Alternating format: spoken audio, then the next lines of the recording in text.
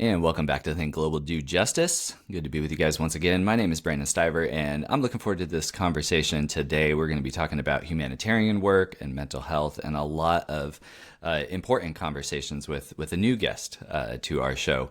Before we hop into today, do want to give a shout out to our partners at the Accord Network.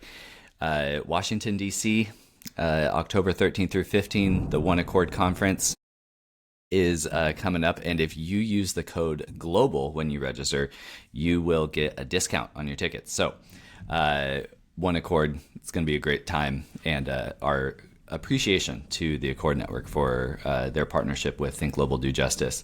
I'm excited to get into this conversation today with somebody from an organization that is also a part of the One Accord network. And I'm joined today by Weanne Estrada. She is a mental health specialist at the Adventist Development and Relief Agency. So Weanne, welcome to the show. How you doing? Thank you so much, Brandon. I'm doing great. How are you? I'm doing good. It's a little rainy, which I'm okay with, but if you guys hear thunder in the background, just know it's another day in the Puget Sound. It may be the summer, but that's how it goes around here.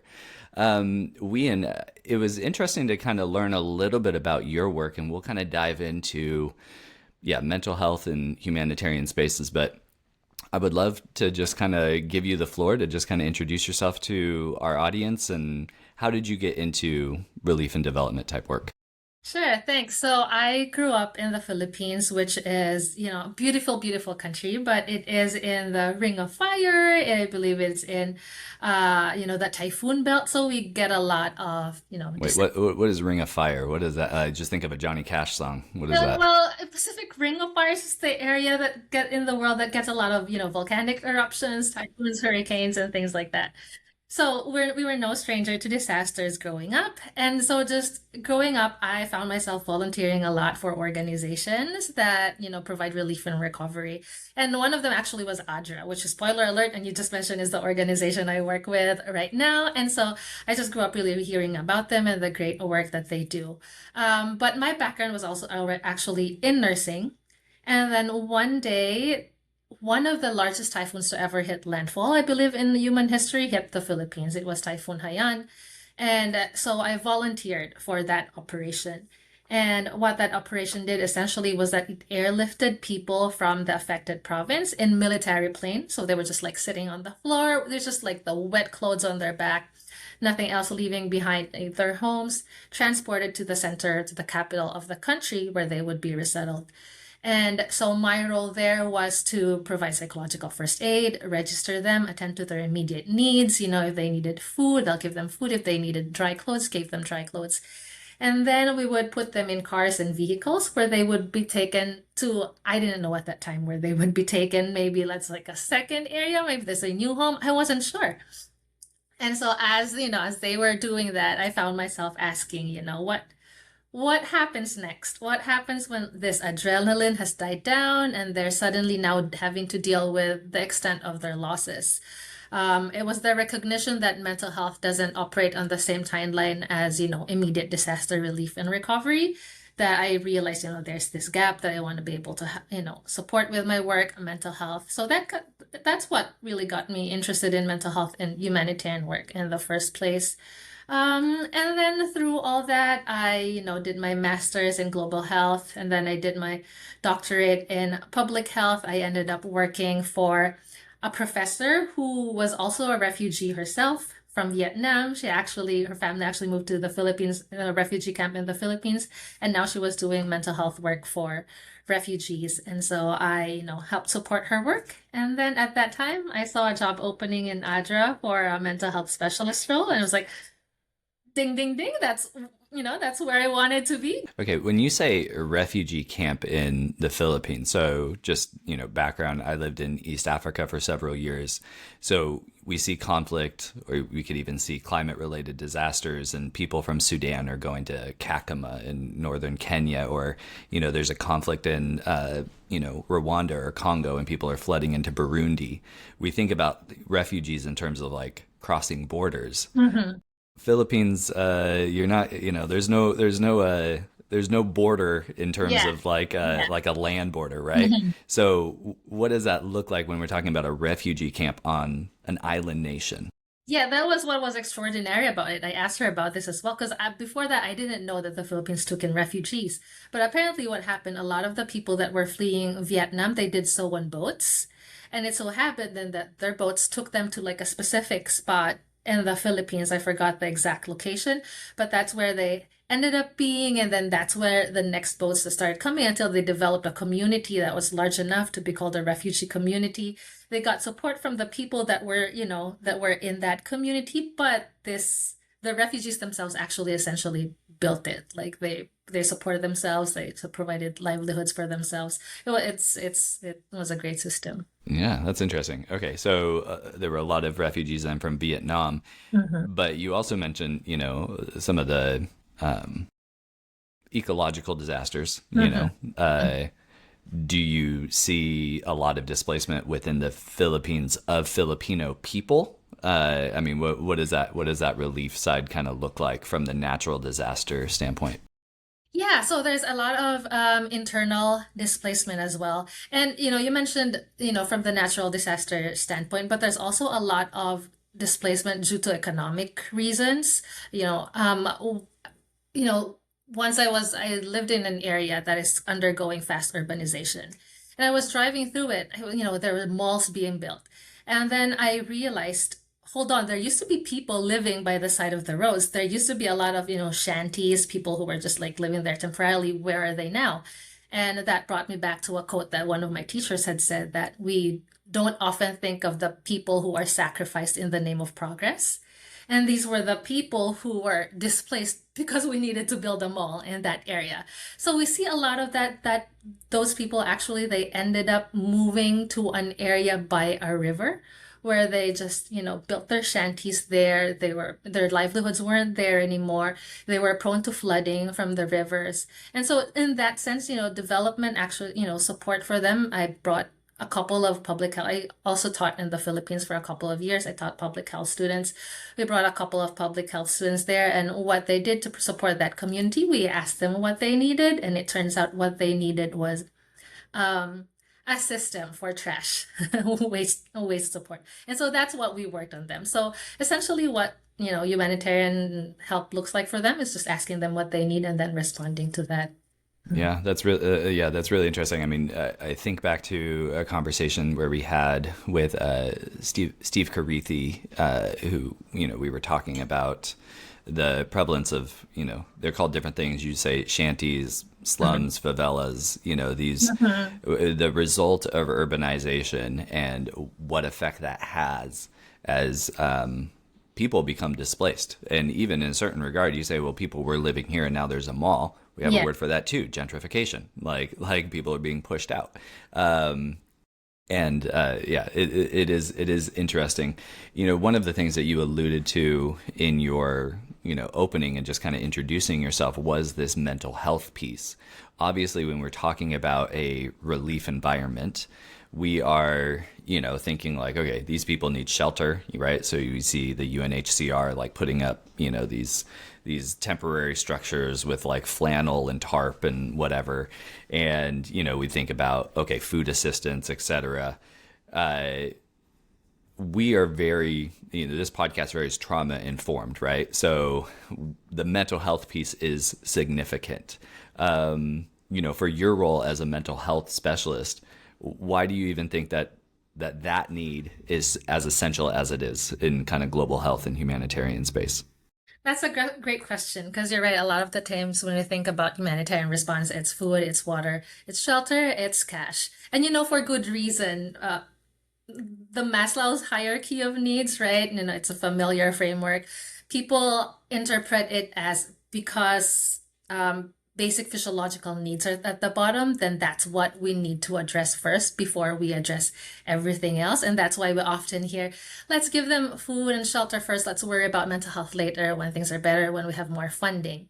But actually, even Maslow himself said that these needs actually overlap. It's not a staircase. You don't need to satisfy one before you satisfy the other. Because a person who, has lost his shelter, who needs to eat, They also need dignity. They also need hope at the same time, right? A person that is eating food, a person that you've given food to, they might not even eat the food if they're anxious, if they're thinking of their safety. And so, what we've come to think through our work at ADRA is that mental health is the amplifier of all those different responses that we're doing. So, for example, we have programs in education, right? We operate schools in refugee camps. But then, when you think about it, if a child has access to schooling, but they're not feeling safe, they're feeling distressed, they're not going to be able to go to school, they're not going to be able to learn effectively. And so we have to insert mental health or psychosocial component in that intervention itself. Or we operate livelihood programs. We teach farmers on innovative farming strategies. We increase their credit. But a farmer who is stressed out at home, who is feeling overwhelmed by his duties, is not going to be able to, sustain that income or attend all those training sessions. And so we also remember to include a psychosocial component in that case. So that's something we try to do at ADRA. So for example, we have an emergency response, right? We're distributing food, water, and shelter. One way to integrate mental health there is just to make sure all of our volunteers, all of our staff members are trained in psychological first aid so that as they're distributing goods, they're able to scan the crowd, see anybody who might be, in distress, who might need additional support. They can approach that person, listen to that person, and link them to the appropriate mental health support. Or will it, All right, yeah, psychological first aid. I'm yeah. not familiar with that term. Like, one of my two of my boys are in scouts, and one of them went through first aid training, right? And he got Mm-hmm. his little kit, and he was ready to, Mm-hmm. help with the bandage or whatever, right? They do their first aid. Psychological first aid. I think I know what that infers, but please tell us what's in the psychological first aid kit. Yeah, sure. It's essentially the same, as physical first aid, but of course, yeah, on the psychological side. And what I love about it is I think a lot of people are intimidated by mental health. They think, oh, I wouldn't know what to do if a person approached me, a person in need approached me. I wouldn't know what to say. I wouldn't know what to do. But psychological first aid simplifies it down so you don't have to feel intimidated to help other people. So it's essentially three steps. It's look, listen, and link. One is if a person in need, you look at that person. Are they safe? Do they have any immediate needs? What do they need right now? Get them to safety, provide them food. That's the first part. And then listen, right? You don't need to talk. Ask them, how can I help you? What are your needs? What are you most interested in? How can I best help you? And then link, that's the last step, is then you link them to the appropriate types of support. Do they need mental health support? Do they just need to be connected to a leader in their community? Do they just need to find their family? So then what I love about that is that you don't have to provide that specialized care, right? You just need to know where you point them to. So those are the three simple steps. And there's online courses for psychological first aid. They're all free. So if anybody is interested and anybody listening is interested in being a psychological first aider, please just look it up and you can Wait, who provides those trainings? Is that through ADRA? Is that through the UN? Who's doing that? different types of organizations do. So the National Center for Child Traumatic Stress Disorders, I think they provide psychological first aid training online. The UN does. Kaya Connect, it's a website for humanitarian professionals. Okay, They yeah, also yeah, yeah. provide training. So there's a lot of different types of organizations providing it. Okay, that's really interesting. So let's kind of look at the inverse. So your intake process is literally people rushing into a refugee camp or whatever, right? And you're trying to do these quick assessments and sometimes deal with masses of people. And yes, there's all the different needs. There's the food, the shelter, et cetera, et cetera. Do you feel like mental health services is something that is often overlooked in humanitarian space, or do you feel like it's pretty well integrated? How would you kind of assess that from your vantage point working there? Yeah, no, I think very much it's very overlooked in assessments, but I'm not necessarily gonna the blame, I think it's difficult to place where the blame is because by itself, mental health needs are hard to measure.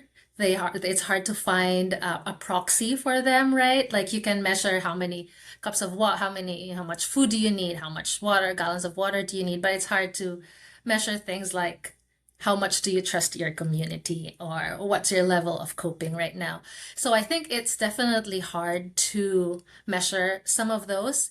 But I think one way we can look at it is that mental health can be measured through all those other things we're actually assessing as well, right? Mental health can be measured by, we're measuring their shelter. We're assessing for their shelter. Shelter is good for well-being. It reduces anxiety. It reduces fear. That's also good for mental health. So I think kind of like looking at those things as, things that promote well-being is one way to go about it. But then another thing that I think would be very helpful for me as a mental health professional that I wish, organizations did, and we're trying to do what ADRA is, a lot of the assessments we do during humanitarian emergencies are very needs-based, right? Like, what do you need? What are you missing right now? And I understand because we're allocating needs. But mental health, we're trying to take a strengths-based approach to it, where we should also ask questions like, what's your source of support right now? What has been keeping you going? Where are you getting the help that you need right now? And so understanding where they get their strengths from and then building on those, I think would be very helpful to build into these assessments that we have. Okay, so yeah, a strength-based approach makes a lot of sense.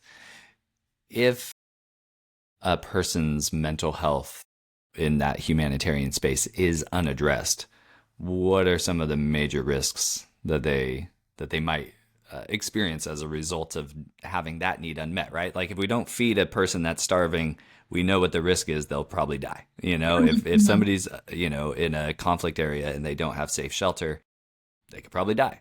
Like if we say like, unaddressed mental health, what are the primary risks long term?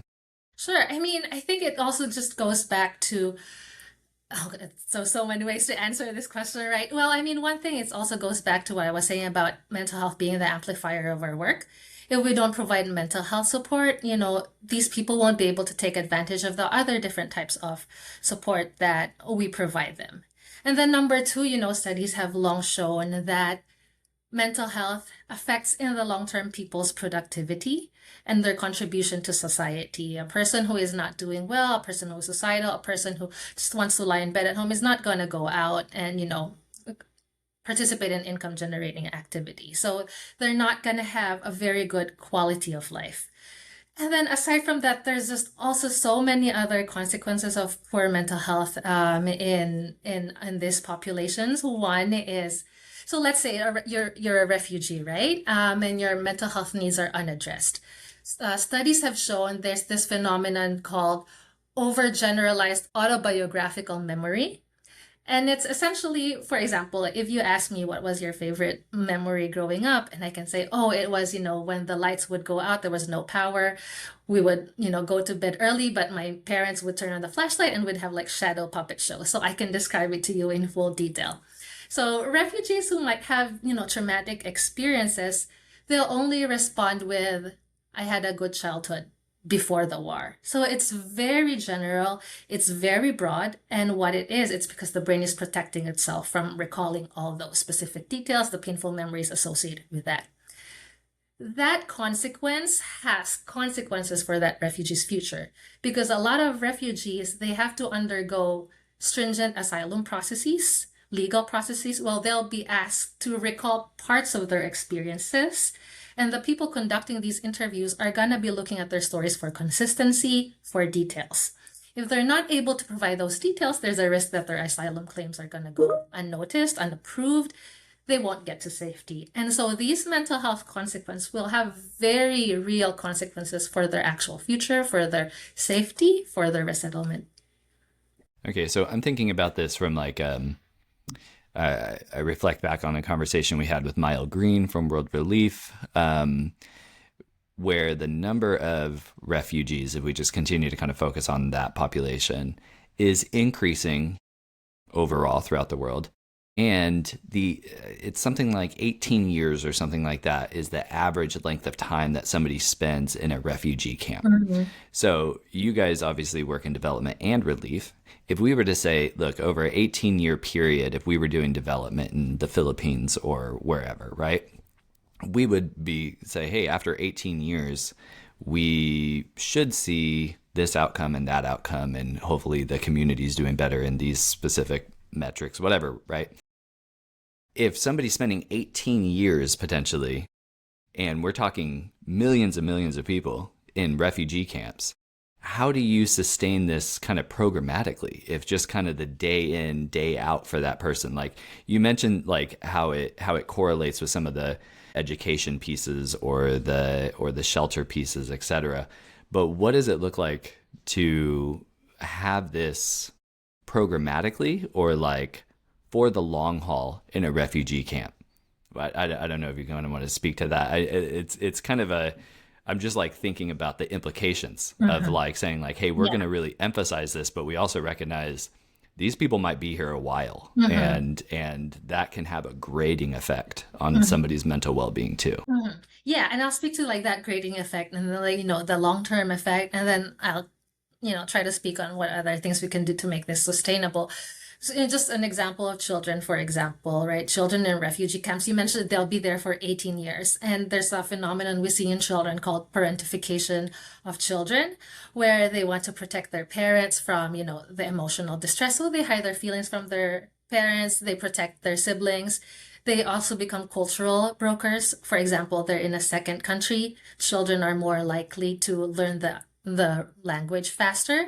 And so, they're children, but now they're being the ones translating things for their parents. So imagine being 12 years old and you're already translating a cancer diagnosis or as a legal hearing, etc. So that can create feelings of real confusion, anxiety, resentment that can just build up and just affect their development over time. So certainly that generational long-term trauma is going to be seen there.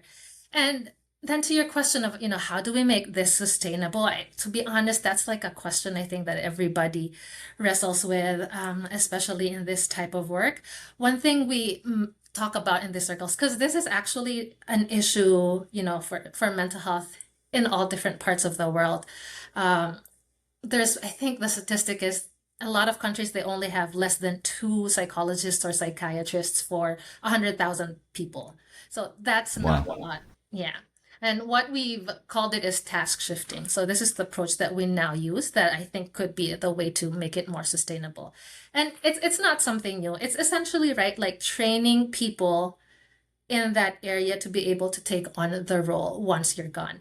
And so for task shifting, the idea is in a refugee camp, you're not going to have a psychologist, you're not going to have a psychiatrist in there. But what you can do instead is teach, shift some of those tasks to non-specialists. So for example, at ADRA, we operate mobile clinics. There's doctors in those mobile clinics that go to like this areas that are hard to reach, displaced populations, refugee camps, etc. There's doctors in those mobile clinics, but they're not mental health specialists. They're not psychiatrists. But there's a program from the World Health Organization called Mental Health Gap Action Program. And so what it does is there's this algorithm that we give them that says, here are the symptoms. Ask yes or ask no. If this is the answer, go to this, this is what you do, this is what you do. So it essentially simplifies a lot of these psychiatric diagnoses. So then they can also know, okay, this is what it leads to, this is what I need to take action on, and this is what I pass on to other people. And so there's a version of that for doctors, but there's also a version of that for midwives, for community members, etc.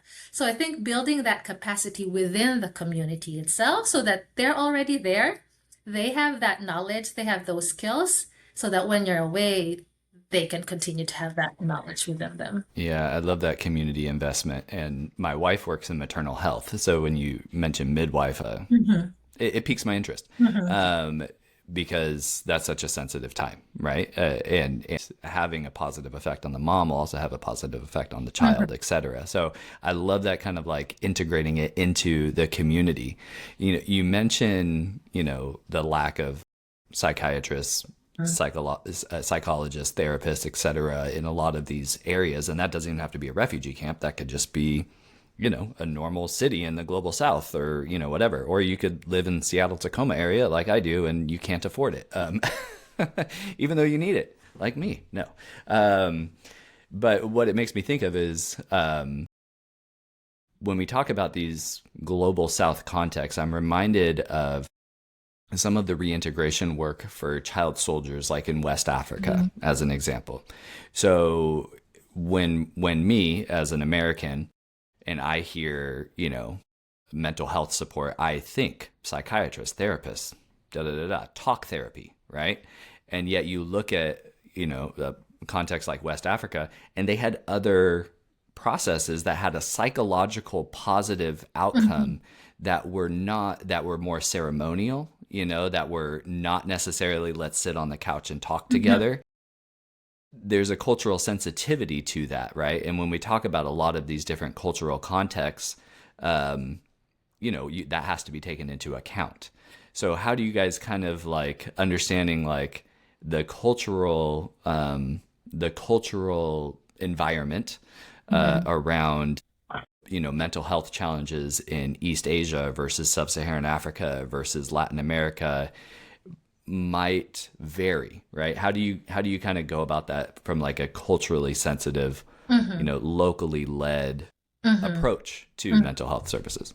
That's great. And sorry, you mentioned your wife, you're interested in maternal health, and I just wanted to like quickly touch on that because yeah, we integrate that too. One thing that I wanted to point out was, a lot of mental health work is also not necessarily what we do, but how we do it. So for example, in communities, right, and maybe like the Philippines or other disadvantaged areas. But people go into rural clinics, and sometimes when they deliver, they're met with criticisms from the midwife. For example, they're said, "Oh, why do you keep giving me and have so many children already, etc., etc." Or there might not be an acknowledgement of the fact that people can't have history of gender-based violence, of intimate partner violence. And so, they don't take, they aren't very careful with like touching the woman, etc. And so that can increase the woman's anxiety during this period.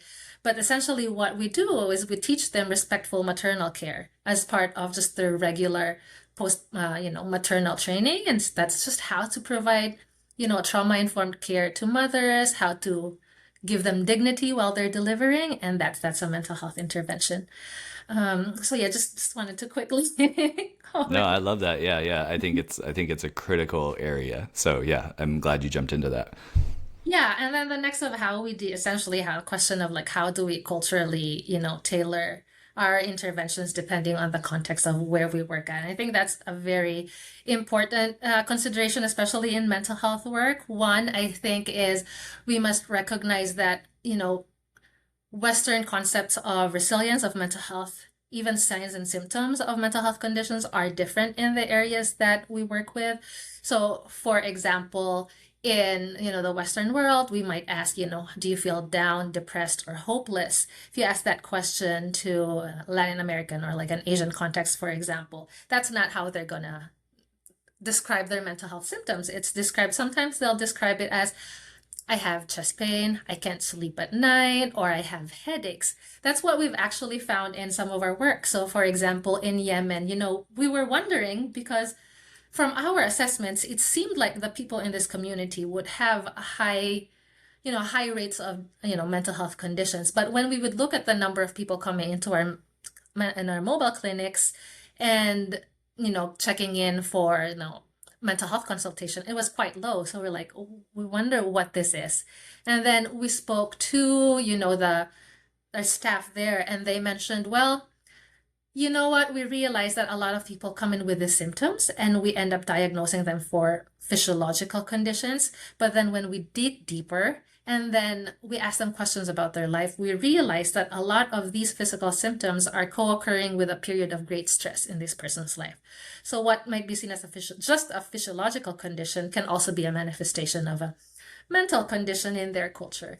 And so I think And this what is more than somatic because I like even as you're Mhm. describing this, like I'm thinking like the adverse childhood experiences study, which was done by Mhm. the CDC years ago, and how they saw that adversity in a child's Mhm. upbringing leads to higher levels of heart disease and stroke and all these different things. It's kind of along those lines as what you're describing in a way, right, Right, Weanne? exactly right. If you Yeah. dig deeper, just in their current experiences as well as in their past experiences, then you'll realize that they co-occur, they occurred in the past, the person has a history of it. And so I think one way really, and this is what we do at ADRA, is that all our staff are local people. Like the field staff, local people, they know the community, they know how mental health is expressed in those communities. One thing that was so interesting to me is every month I usually have a technical meeting with our people on the ground. And so one of the things we do at those technical meetings is we try to troubleshoot their challenges, right? But then one thing I found is, they come to me, they say, here's my challenge. We're not seeing a lot of people having consultations for mental health. And so as I'm there, I'm trying to think of solutions. They'll suddenly say, but well, actually, we've already addressed it. We've already found the solution. And, 3 months later, I see, oh, yeah, it has improved the number of consultations we have. And that brings me back to the idea of the people who are closest to the problem are also the people who are closest to the solution. And so I think that's just something that we try to do at each of the countries we work with, recognizing that a lot of things in mental health are going to be different per country. So, and in the context. So, for example, another way we would measure mental health is through functioning. And the tool that we usually use to measure functioning asks questions like, have you experienced any difficulties with work or school? Now that's all fine, that's applicable here. But if you give that to a person, a refugee who's been resettled, right? A person who was a doctor in Syria, but is now unable to practice because of, quality, he's no longer eligible to do that work in his second country. If you ask him the question of, do you have any difficulties with work? Yes, he has difficulties with work, but not because he can't function. It's because of social exclusion, right? So I think just being cognizant of those types of things is like really important. Yeah, totally. Okay, I want to obviously, being a Christian podcast, I'm interested. I'm not Adventist. I did. Are you Adventist or do you just Yes, work I for am ADRA? happy. You are. Okay, okay. So I used to work for a nonprofit where we would, in a different nonprofit than I work for currently, that I went and visited with an Adventist church, and I just thought everybody was so one. It was the most diverse congregation I think I've ever been in, which was interesting, and they all ate food afterwards, and it was on a Saturday. So like, oh, Brandon, it's your first Sabbath or whatever they said. I'm like, oh, Yeah. okay. Anyways, wonderful people, very nice people. Um, so that's your church background. We're always talking about the church. Mhm. What role do you think churches and Mhm. faith communities kind of can play when we talk about mental health in a humanitarian space? Sure. I think, one thing that's very recognized in international and humanitarian circles is that faith communities, faith structures, they're some of the largest and most trusted sources of support in an emergency, right? Like it's the pastors, it's the imams, it's not even just limited to Christian communities. Churches, those are the people's immediate sources of support during a period. And I think actually that's what makes ADRA work so nimbly in other countries is because, for example, in the Philippines, our office is based in Cavite, but because we have so many churches scattered across the country, if the disaster strikes, even if we're in the northern part, there's a church in the southern part of the country. We can activate that, and then they can be the volunteers and they can respond to the community. So I think it's such a great, it's such a great system to be able to have the backing of the churches that we have to do the work that we do. And then one thing I just want to say is that in relation to what I was saying earlier about Christians, churches becoming, sources of community, is that a lot of the things that the mental health literature has found to be protective of mental health is already things that the church is in the business of doing. So things like social support, things like belonging, things like a sense of purpose, that's what a healthy church is supposed to naturally provide. We do potlucks like you mentioned. We grieve with people. We create communities. We have intergenerational interaction. So the church is already doing mental health support. So I think what we need to do, what humanitarian organizations need to step up and do, is just to make sure that our people there, the pastors, the imams, the leaders are trained in trauma informed methods, that they are communicating, they know how to communicate with people about mental health in ways that are not stigmatizing, that they know how to refer people, and that they don't use words that might shame people from seeking mental health. So I think just training people. And then also, I think one is we just also need to be better at approaching people with curiosity versus with paternalism. And, because you mentioned the Christian aspect, I remember, in the Bible, I think it's in the book of Mark, when Jesus was, he encountered the blind man, Bartimaeus, right? And Jesus already knew what that man needed, like that man needed his eyesight returned. But instead of just doing that, right, he actually asked the man, "What do you want me to do for you?" And so I think that's the example we need to set. The faith communities, we need to follow that example when we're working in the humanitarian settings. Instead of coming in there with our expertise, our funding, all our ideas of what will work and what won't work, is to come in there with that same humility and then ask, what is it that you want us to do for you? What is it that you need? And what also, what can you do for you as well? So. Yeah, that's interesting. Okay, so we have the church piece, we have the different agencies that are working in a given area. I kind of want to ask about what ADRA is doing right now. So we're recording this, summer 2026. What are some contexts where you guys are engaging right now? And you guys have the mental health component, but you guys are doing other things as well. What are some, whether it's conflicts, whether it's natural disasters, what are some places that right now, summer 2026, where you guys are engaging and kind of what's going on in those places? Yeah, so we operate in 120 different countries. We have 1,000 different projects all over the world. We operate in 4 areas. One is health, nutrition, and WASH. So I alluded to this before. We work in mobile. We have mobile clinics, for example. We operate health centers for countries like Yemen, Myanmar, Sudan. We also have. Sorry, were you going to say something? Well, I mean, you just Yemen, Myanmar, and Sudan. Like those are like literally like Yemen is the longest running conflict. Mhm, Myanmar is going through a hell of a time, mhm, really since the coup, but even now years later, right? mhm, It's still bad. And then Sudan, that's the biggest displacement crisis in the world right now. mhm, mhm. So, I mean, those are like, Those are the conditions where you say them briefly, but it's like each of those is like, that's massive. we're.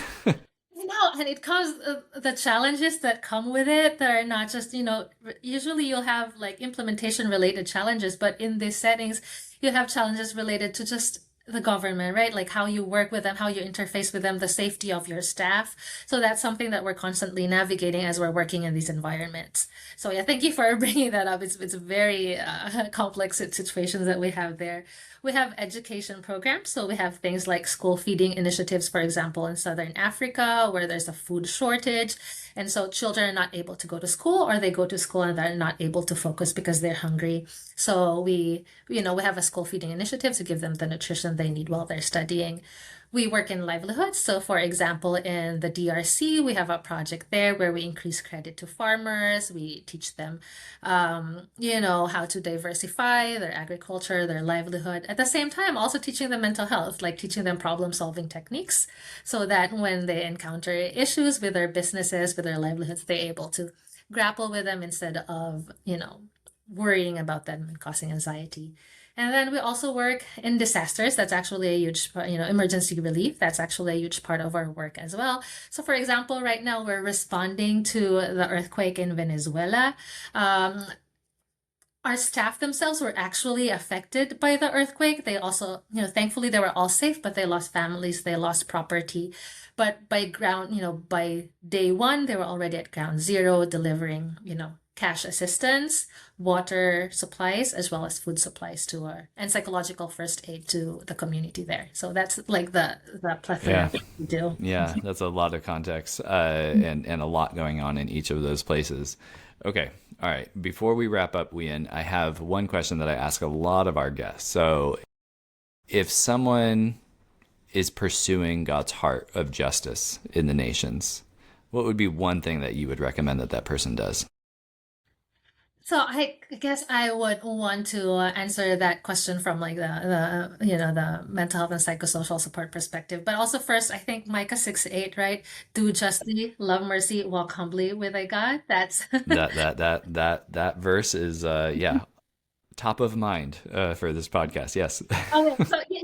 So yeah, so that encapsulates everything, I think. So at ADRA, that's like the basis of our work, to serve humanity so all may live as God intended. Our slogan is justice, compassion, love. And so that, Micah 6:8. So I think just thinking of that.